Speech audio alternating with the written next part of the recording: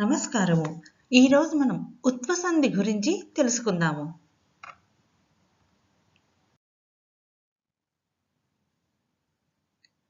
కింది పదాలను విడదీయండి.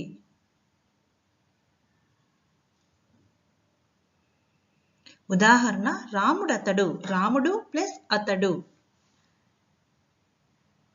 ఇక్కడ రాముడు అను పదములో ఉ అనే శబ్దం ప్లస్ ఆ అను కలిపి డ అనే శబ్దం వస్తుంది. రాముడతడు. అతడెక్కడ. అతడు ప్లస్ ఎక్కడ. ఉ ప్లస్ ఏ ఇజ్ ఈక్వల్ టు డ అనగా అతడెక్కడ అని పలుకుతున్నాం కదా. మనమున్నాము. మనము ప్లస్ ఉన్నాము.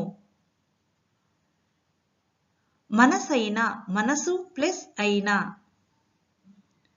ఎవరిచ్చారు. ఎవరు ప్లస్ ఇచ్చారు. హ్రస్వ ఉకారానికి అనగా ఉత్తునకు అచ్చు కలిసినప్పుడు ఉకారం లోపించ పరస్పరం కనిపిస్తుంది. దీనినే ఉత్వ సంధి అంటారు. ఇది ఉత్వ సంధికి సూత్రం.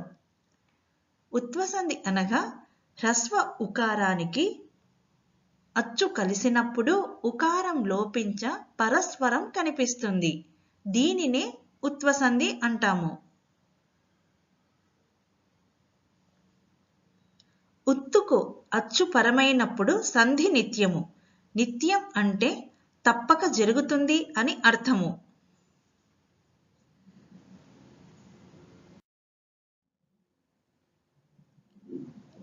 మరికొన్ని ఉదాహరణలు ఇప్పుడు చూద్దాము.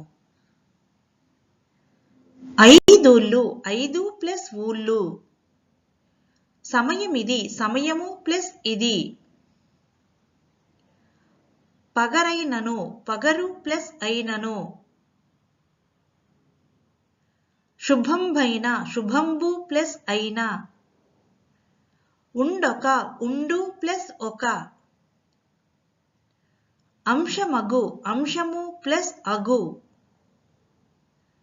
మనమెల్లా. మనము ప్లస్ ఎల్లా. ఇవి ఉత్వ సంధికి సంబంధించినటువంటి మరికొన్ని ఉదాహరణలు. ఈ వీడియోను చూసినందుకు ధన్యవాదములు.